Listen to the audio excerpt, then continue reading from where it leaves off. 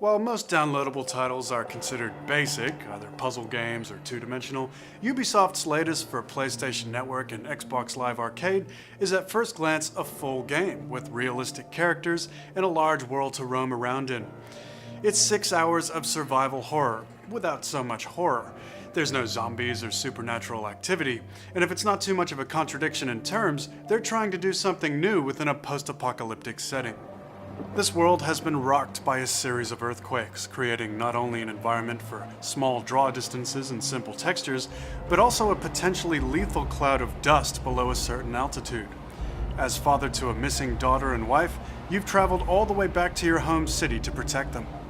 A year after the cataclysmic event, all the obvious sources of food have dried up, and you'll spend half your time climbing through this urban wasteland in search of supplies. It's a climbing system similar to Uncharted or Prince of Persia games, but here, activity depletes stamina, and you can't handle long stretches of activity without rest. Stamina burns especially fast while venturing through the thick dust, and that plus the music getting more and more tense lends an urgency to climbing.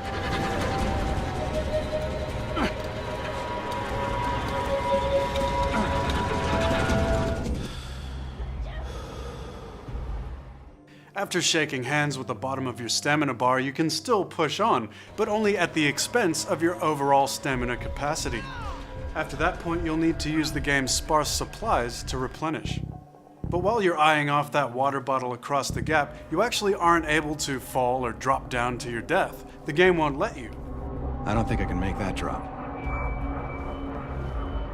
This means detours for those supplies aren't so much a case of rewarding risks taken as time spent. In fact, the main risk you'll come across is your friendly neighbors. Hello there! That kid must be hungry. You can have some of our meat. Enjoy it while it's here. Some of which are more friendly than others. This is gonna hurt!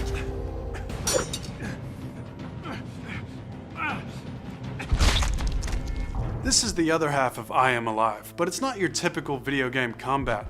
Encounters are mostly intimidation until the last few deadly seconds. What do we have here?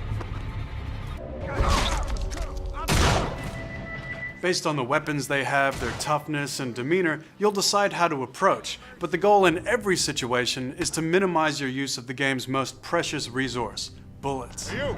Whoa, crap! Take it easy, man. My gun is actually empty here, and in this situation, what he doesn't know will hurt him.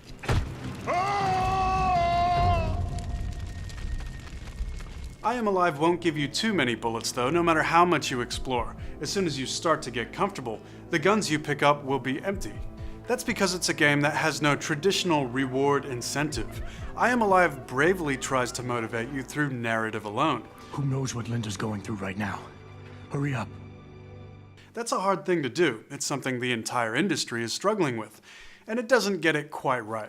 For instance, you spend most of your time helping a stranger, but when it comes to other strangers, you can help them, steal from them, or even kill them. This overall goal of acting the hero is at odds with these decisions, which have as many shades of gray as the dust cloud you make them in. To help its cause, I Am Alive turns to the shocking. You reach a point in the game where women are stolen to be put into sexual slavery. The subject of rape is not one that many games are willing to take on, and perhaps for good reason. It certainly fits into I Am Alive's grim atmosphere. This is a game where additional points are awarded for not tasting human flesh. And whether or not you think it's just cheap shock value, seeing a woman about to be sexually assaulted can be a powerful motivator. Sure, whatever you say, just let me down. Don't touch me! Do you hear me? Don't touch me! Don't be like that. You know, I can make your life a lot easier if you just cooperate. And don't give me that look.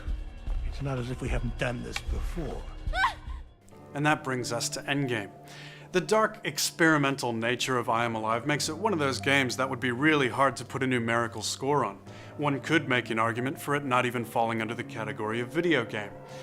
We're happy with our time that we spent with it, although we wouldn't classify it as traditional fun. It is great in building tension in the player.